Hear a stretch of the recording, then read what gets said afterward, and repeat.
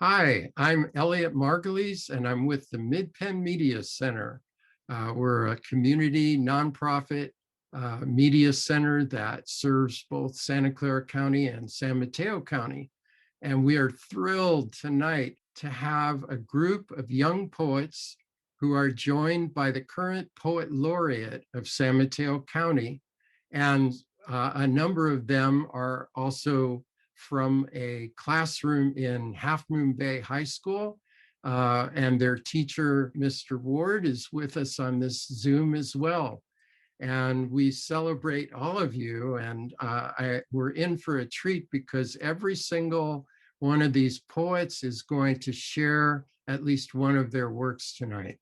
I want to introduce Aileen Cassinetto, who is our Poet Laureate of San Mateo County. And Aileen, I have to ask you, how did you do it during this crazy, crazy year of the pandemic? It must have been a very different term of being Poet Laureate than you had initially imagined. So tell us what it was like. It was really very challenging, especially the early days of the pandemic. So I'm really grateful for the technology that we have, which allowed us to connect with each other in our communities. So since poetry is about possibilities, I tried to be creative and impactful in the ways that I carried out my projects. And in my experience, it always takes a village to bring any program to fruition, and which is why I'm very grateful for the collaboration with Mr. Ward. And poetry definitely is key to helping us make unusual connections. So what I'm saying is the power of relationships and the magic of technology served to amplify poetry's message, especially during this time. So Zoom is familiar to all of these poets, right? And you are a Zoom character in their lives. I I think so. I hope so.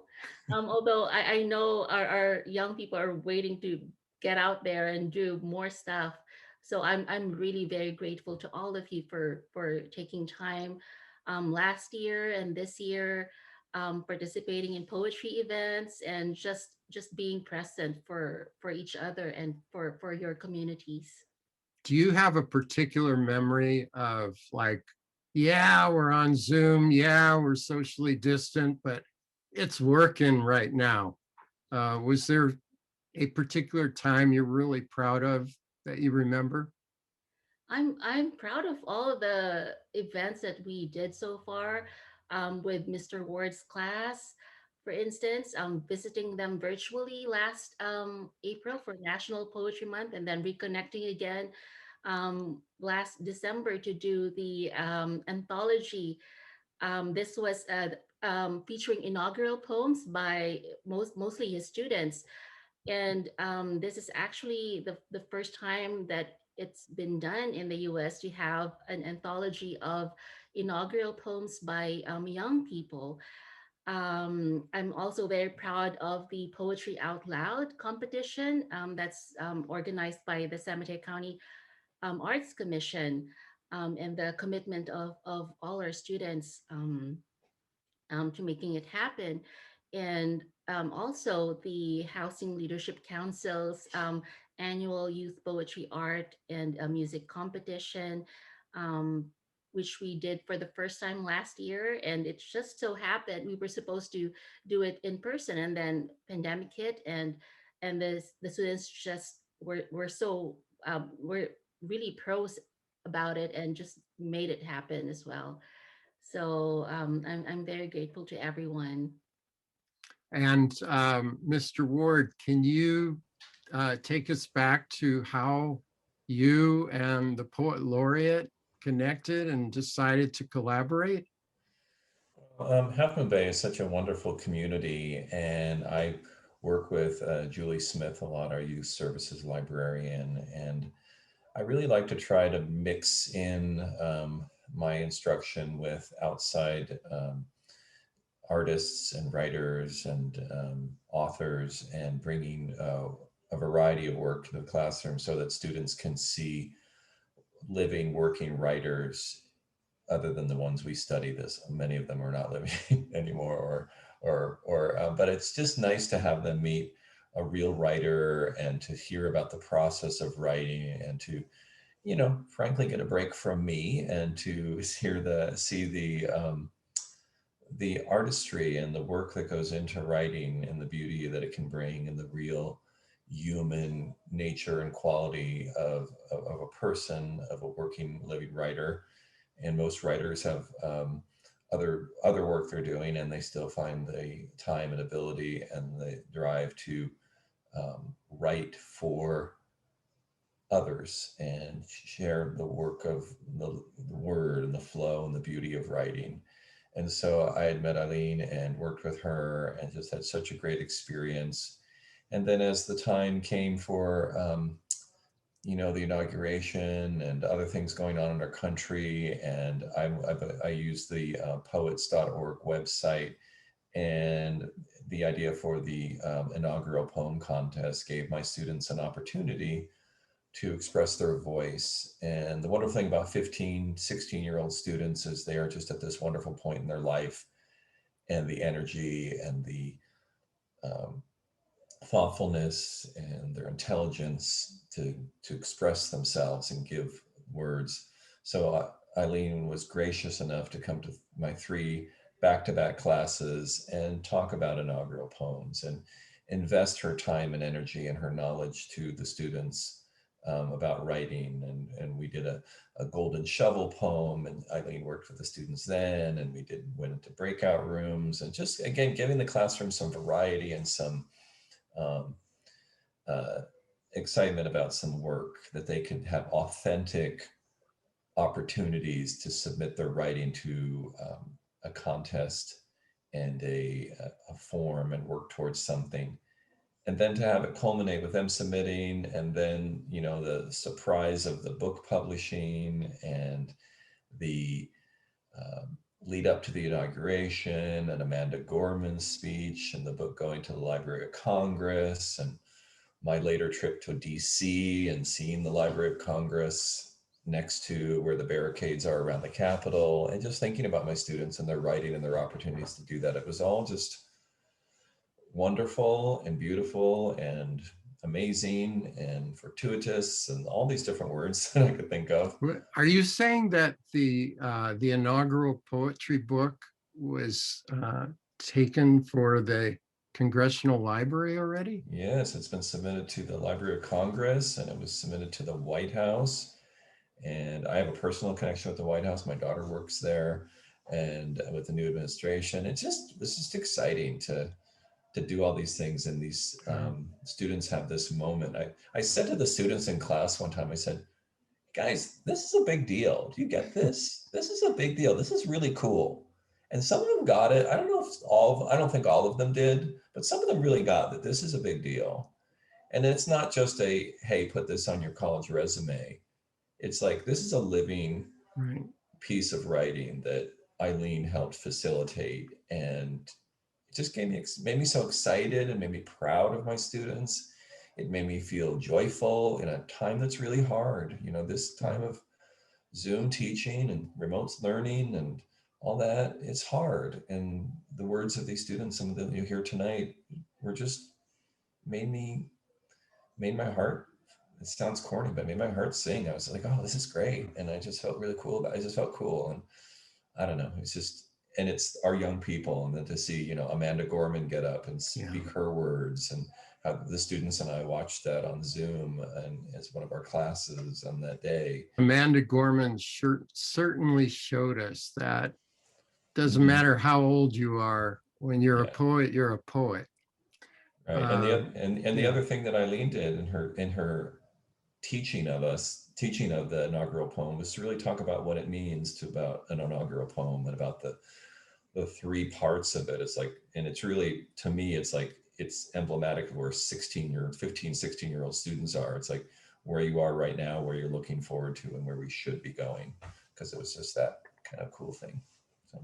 Excellent. Well, let's start hearing some of the work, and you're going to introduce each poet in turn, and And we'll learn a little bit about them and then hear some of their work. So Okay. take it away. All right, I'm going to start with Grace Bigelow-Leth, who is one of my students. And my students starts at 3 sophomore classes of advanced English. I have students from all 3 classes here, first, second period, 4th period, and 6th period. So thank you, students, for coming tonight.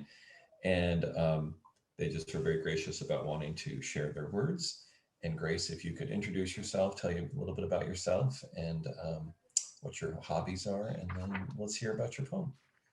Yeah, like you said, Mr. Ward, my name is Grace, and I'm a sophomore at Half Moon Bay High School. Something about me is that I love to play indoor and beach volleyball. And then I think that poetry can be really captivating because it allows writers to express emotions and messages in a creative and beautiful way.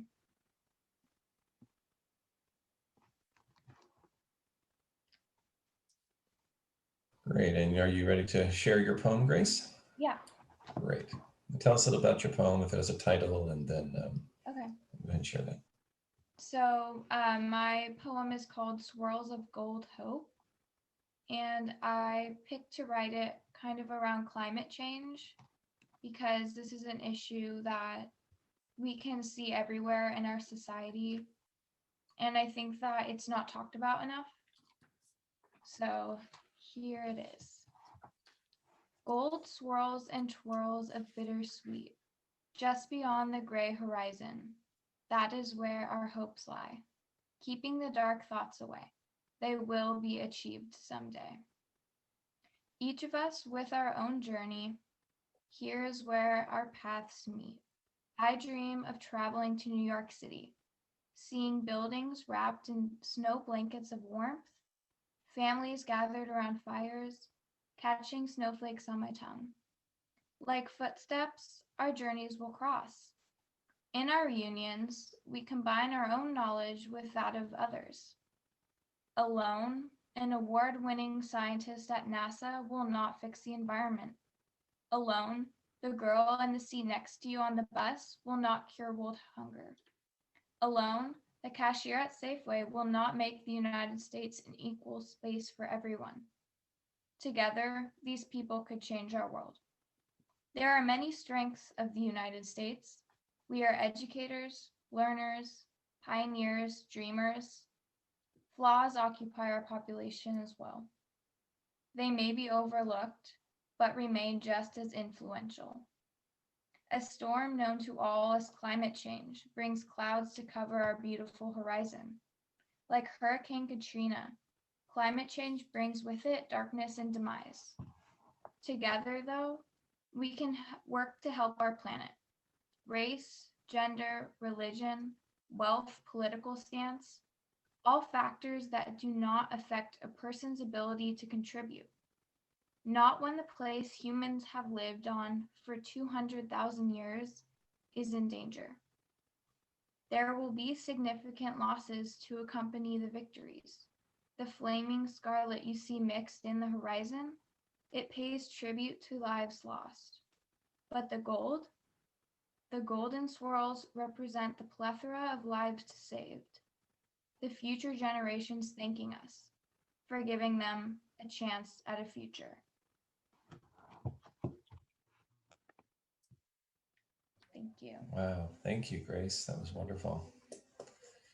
And our next writer, Stephanie Spencer. Stephanie, if you could introduce yourself and tell us about your poem and then read it. Hi, my name is Stephanie. I'm also a sophomore at Half Moon Bay High School, and I really liked learning about poetry this year in English because I felt like it was a way for me and my peers to express ourselves in a way that maybe we wouldn't usually feel comfortable speaking out loud. And my poem is called The Light of Change, and it was my entry for the inaugural poem contest. And I kind of centered it around COVID and the last year being so different for all of us. So, yeah, here it is. On this day, we are still, like a tree with no wind to flow through its branches. Americans sit at home, pondering on what life may have been if things hadn't changed. We stare out our windows, gazing at the sunset sky. Streaks of pink, fluffy clouds remind us of cotton candy at carnivals. Oh, how we miss it. Remember carnivals? Students, teachers, mothers, fathers, doctors, nurses, mourning the loss of a different reality. A door that was closed and shall never open again. Forced to enter a new door, full of unknown. Remembering how just a year ago, in this same country which we are now so unaccustomed to, teenagers encountered the issue of butterflies fluttering around within them when they saw that special someone. Schools were filled with laughter and life, homes flooded with love and family to every corner of every room. Today, living in a world full of deprivation, feeling the sting of the wound that is cut so deep in our souls, so deeply wishing, hoping, begging for the way life used to be. Walking at a distance from those we long to be nearest. The urge to reach out, to be able to touch again, so strong that it moves you to tears. The feeling of your heart beating so loudly in your chest, it's as loud as 1,000 bass drums. You feel it start to break, as if someone took a hammer to a sheet of glass, and it shatters as you watch that dear friend continue on, because you know that to come close would mean infection. Things have changed. There will always be change. Change is a constant. People change, the world will change, everything can change, whether for the better or the worse. Our future will forever be changed. We are growing, we are learning, we are one, the United States of America. As the sky shifts from light to dark, flowers reach up towards the sky with awaiting arms. Waves crash on the shore and winds move mountains to their feet. As we persevere, continue growing our minds, encouraging each other to keep fighting. We'll take a leap, we'll forge ahead. All the change we have endured thus far will be worth the new change to come. Ideas swirl around in hurricanes until we reach the eye of the storm. All is calm for a moment, and we see that in the midst of it all, we are surrounded by people right alongside us, a chain connected by each individual link, marching through these changes in triumph, just as we always do. After the storm, there is light, a light so bright and warm it can melt the coldest of hearts. Our light is coming. The changes we endure, the losses we take, will all be worth the light of a new change for our united country. Thank you. Thank you, Stephanie. That was wonderful. All right. Our next poet and reader will be Camis by. Camis, if you could introduce yourself and tell us about your poem and read it for us. Hi, my name is Camis. I'm a sophomore at Half Moon Bay High School, and I like to play softball and go skiing with family and friends. I enjoyed writing poetry this year because I felt like I could write about anything and express my emotions in the poetry that I was writing. My poem is for my entry for the inaugural poem, and mine is about the everyday life and everyday people of America. It's called A Better Tomorrow. Hear the noise of the sizzling bacon on the stove. The sound the ball makes as it hit the bat at McCovey Cove. The stomp of the foot on the cold cement, walking to work. The American people, each uniquely their own. My grandma, an immigrant from Denmark, embarked on a journey looking for the American dream, a beam of hope for endless opportunities. Making a life of her own that led to the life I have today, that led to me being an American citizen, one day being able to vote, being able to voice my opinion and search for my own opportunities. A country so divided, beginning its journey of being united again, being guided by a new leader, hoping for a better tomorrow, leaving our sorrow for something better to follow. A better tomorrow is a world with no racism, where everyone can feel safe in their own skin, where everyone can feel uniquely their own without feeling judged. That would be a win, a better tomorrow. Now that we've finally found some light, I hope it continues to burn bright. Thank you. Thank you, Cami. Thanks for sharing. That was great. Let's go. Our next poet is Kaia Poem. And Kaia, we're going to hear from you.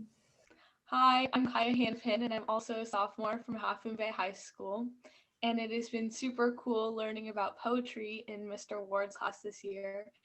I've learned a lot from hearing how other people can express their words through poetry and then trying to express my words through poetry.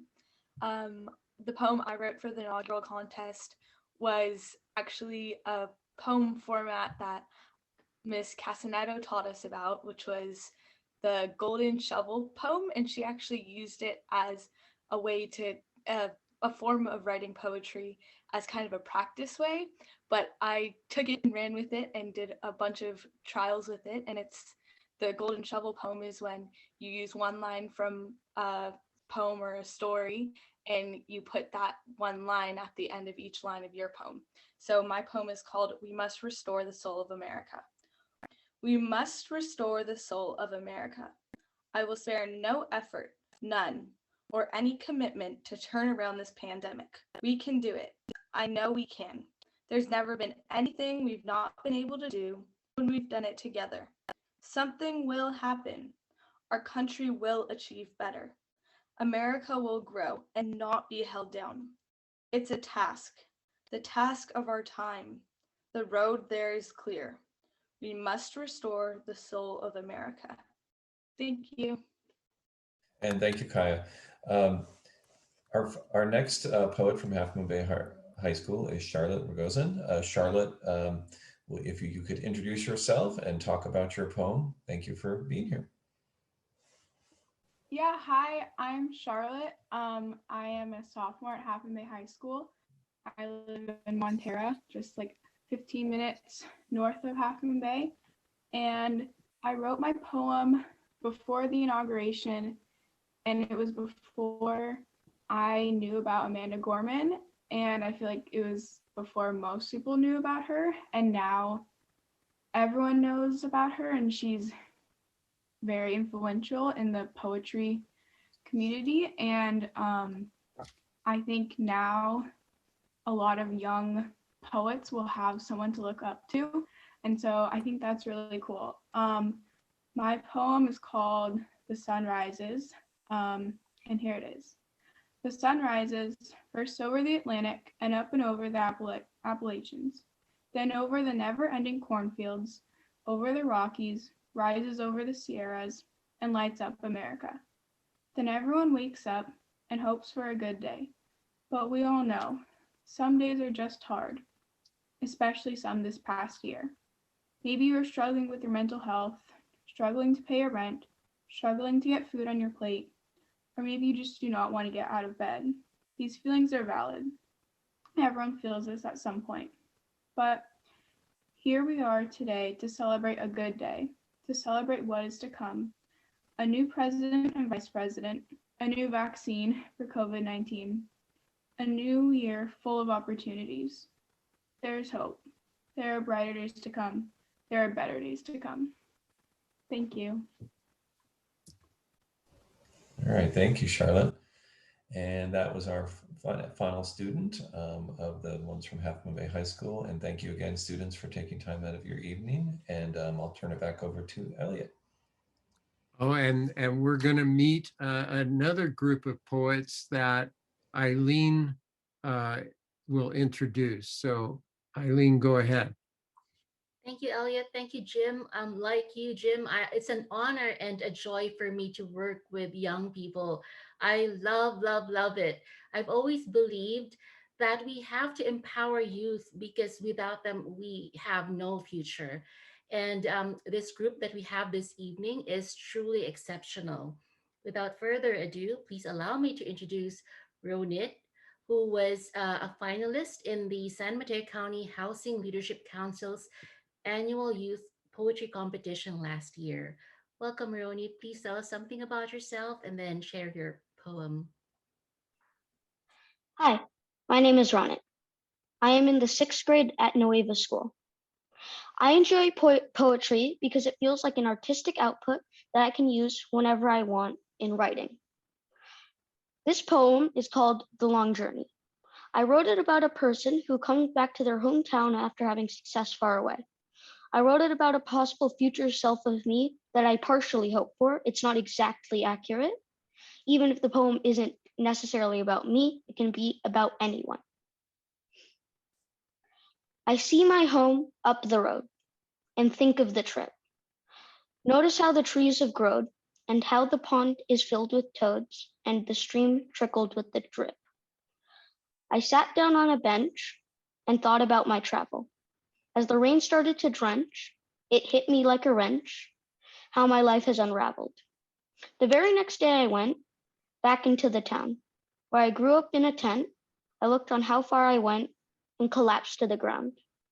But that was all the way then, and now I am 30. But every day I think again to all the way back when I was on the long journey. Thank you, Ronit. That was wonderful. Thank you. Next is Maeve, who is a finalist in the San Mateo County Poetry Out Loud competition this year. Welcome, Maeve. Please tell us something about yourself and then share your poetry. Hi, my name is Maeve. I like baking and ukulele. And poetry, I really enjoy it because it's fun. I like making up long and rambling words and stories and poems, etc., etc., etc. And let me assure you, it is very within character for me to say what I'm about to say next. I have two poems. One is 12 lines and 13 lines respectively. Should I say both or one or what? Both. Yes. Both? Okay. I'll start out with my own poem to really lower expectations, and then I'll do one an actual poet wrote. This one I wrote recently. I haven't been able to get the vaccine yet, and that's been frustrating me. COVID has been going on a long time. I sit and watch the world go by, swirling around corners and street lamps, drifting through reality and into my dreams. I watch it float away from me, separated by a screen and my quiet dream. I sit, pacing without moving, paused without staying, falling and flaying, caught in an imbalanced world where one person can break us and it takes a million to make us. I'm stopped in a room with a screen, no vaccine, and a quiet dream. That was my poem. And then I'm going to recite Ozymandias by Percy Bysshe Shelley. This was the one I did in Poetry Out Loud.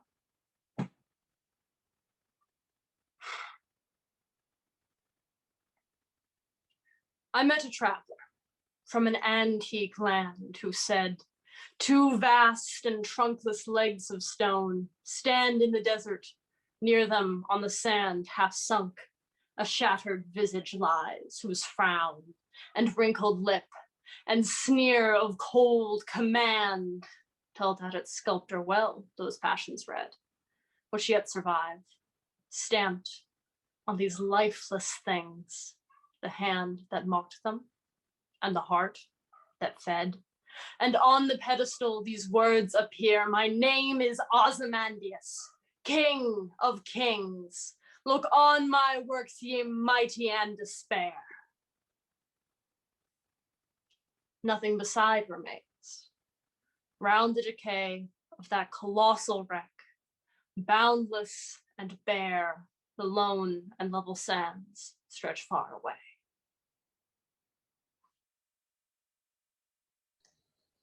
Beautiful. Thank you, Maeve. Our next poet is Katherine, who is a finalist in the San Mateo County Poetry Out Loud competition this year. Welcome, Katherine. Hi, I'm Katherine, and I am a sophomore in high school, and I am a cheerleader. And poetry to me is a way to express oneself through the powerful words being said without actually telling people what you think, what you like, who you are. It's a chance to speak your mind and show others who you are. And it's a way to have others visualize and feel or think things that they might not have thought about or felt before. And I have two poems. My first poem is Poem for a Pandemic by John Mark Green. Our carefully crafted illusion of predictable security destroyed by a simple virus. We watch as well-oiled gears of our elaborate world machine grind to a shuddering halt. An invisible enemy illuminates hidden lines of our interdependence. Airy silence prowls empty streets, enforced isolation, teaching us just how much we need each other. And my second poem is From the Ashes, She Became by Nikita Gill. Before she came fire, she was water, quenching the thirst of every dying creature. She gave and she gave until she turned from sea to desert. But instead of dying of the heat, the sadness, the heartache, she took all of her pain, and from her own ashes, she became fire.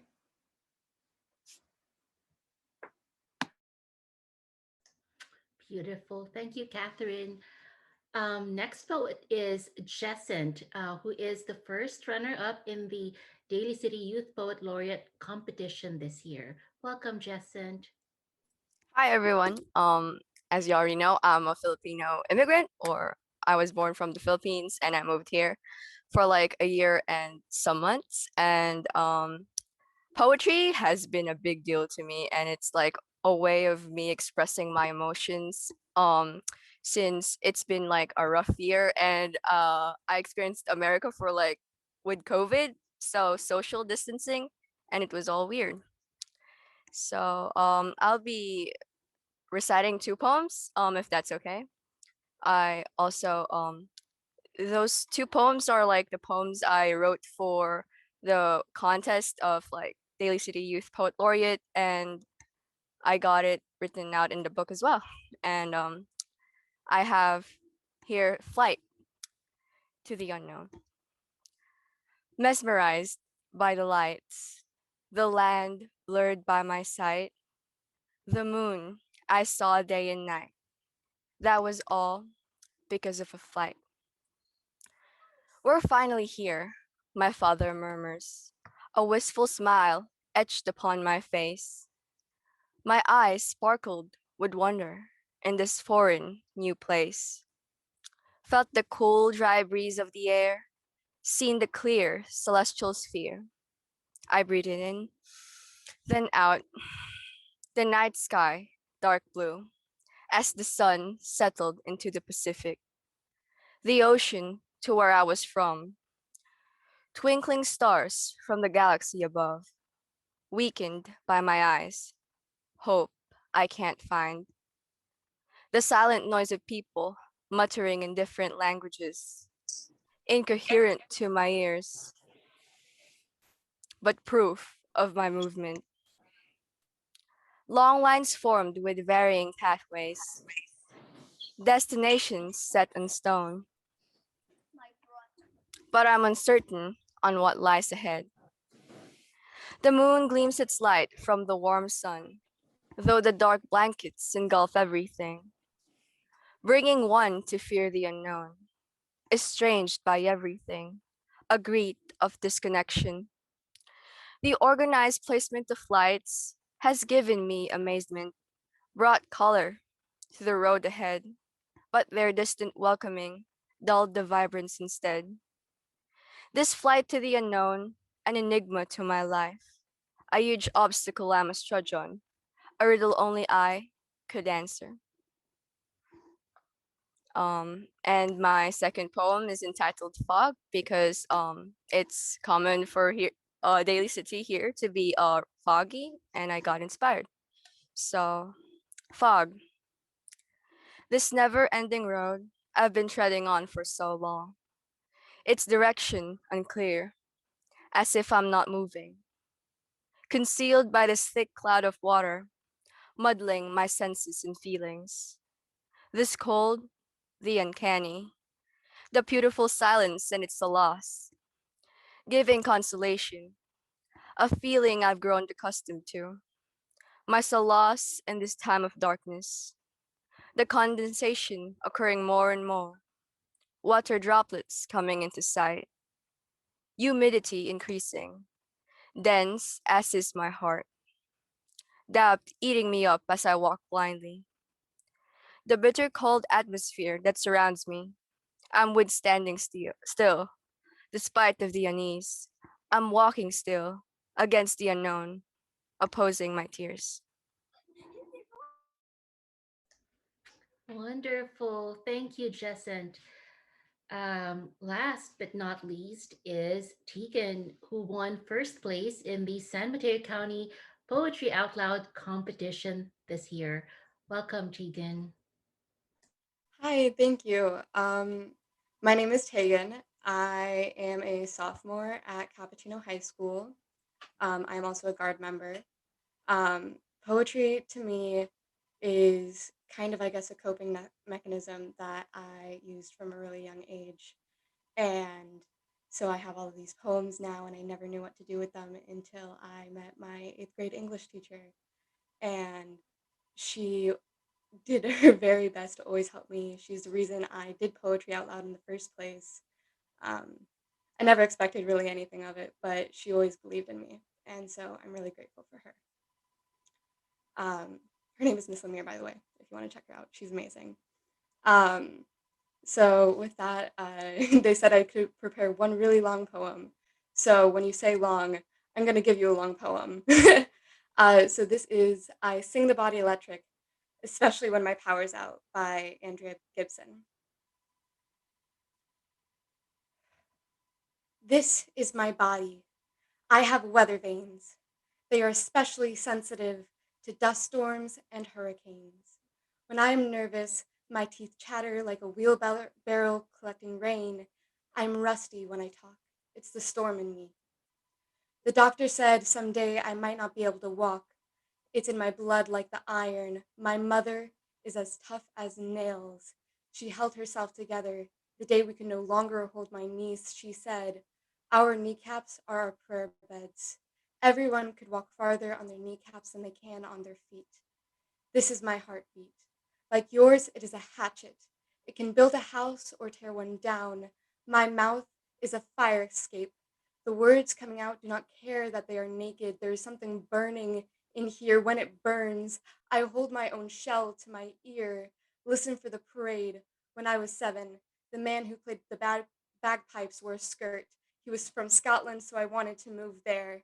My spine to be the I wanted my spine to be the spine of an unpublished book.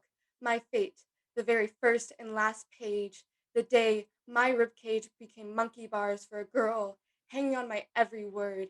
They said, "You are not allowed to love her." Tried to take me by the throat to teach me I was not a boy. I had to unlearn their prison speak. Refused to make wishes on the star on the sheriff's chest. I started to make wishes on the stars in the sky instead. I said to the sun, "Tell me about the Big Bang." The sun said, "It hurts to become." I carry that hurt with me on the tip of my tongue and whisper, "Bless your heart," every chance I get, so my family tree can be sure I have not left.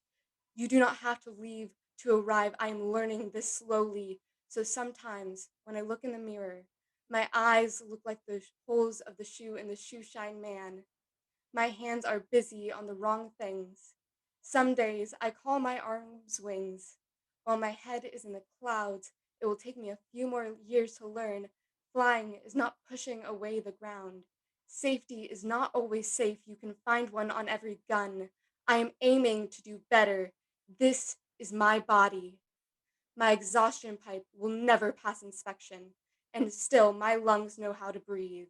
Like a burning map, every time I get lost behind the curtain of her hair, you can find me by the window, following my past to a trail of blood in the snow. The night I opened my veins, the doctor who stitched me up asked me if I did it for attention. For the record, if you have done anything for attention, this poem is attention. Title it with your name. It will scour the city bridge every night. You stand kicking your shadow, staring at the river. It does not want to find your body doing anything but loving what it loves. So love what you love.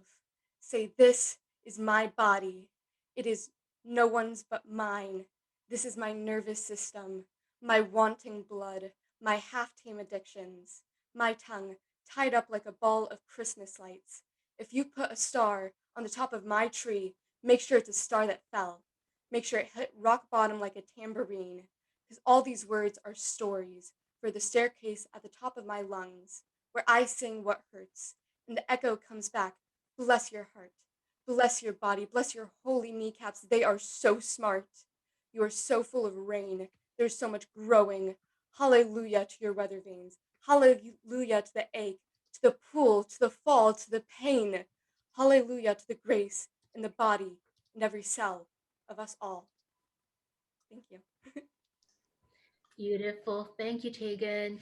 Just thank you again, Aileen, and thank you, Elliot, for the opportunity to share these words. And students of mine and students that I just met for the first time, just think about your writing and keep expressing your words and look for the beauty of words and language in what you read and what you write and what you see and hear.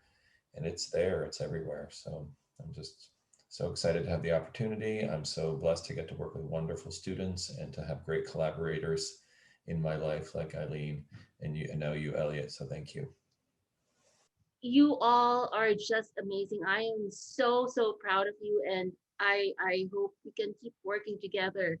I just want to tell you that my door is always open to you. Just reach out anytime. Also, you need to also find your tribe. You have to have mentors, people who are invested in your growth, like Mr. Ward and your other teachers. You will need your community as much as your community needs you. And always remember that poetry matters because it is the great equalizer. It helps you make unusual connections and forces you to look beyond the superficial. The deeper our understanding, the more we are able to inspire others and affect change, which you are all doing already. And I just want to thank you all for being the amazing people that you are, and for taking time to share your work with us this evening. And Aileen, we can't end this without hearing a couple of your poems, please. I'd like to leave you with this poem that I wrote in honor of the first inhabitants of San Mateo County, and I would like to dedicate it to all our students here this evening. Poetry, please, and when we speak, let it be said that nothing is lost in translation, that our words are true and tenable, that we understand the meaning of sea, the Ohlone word for water, which is you. The Ohlone knew this. They were first of this county, born of seawater and woven reeds, to salt marshes and pickleweeds, and salt water silvered by smelt. They fared on macaroni and blue elderberry, western chokecherry, periwinkle, oaks, all flourishing, grace-filled, transitory. If I were a weaver, I would gift you a basket made of sandbar, willow, and julie, bright as cinnabar. But I can only write this poem, a tributary, to carry the weight of water as it flows and hefts the meaning of you, giver and taker, and everything that I knew. Thank you, everyone, for listening and for being with us this evening.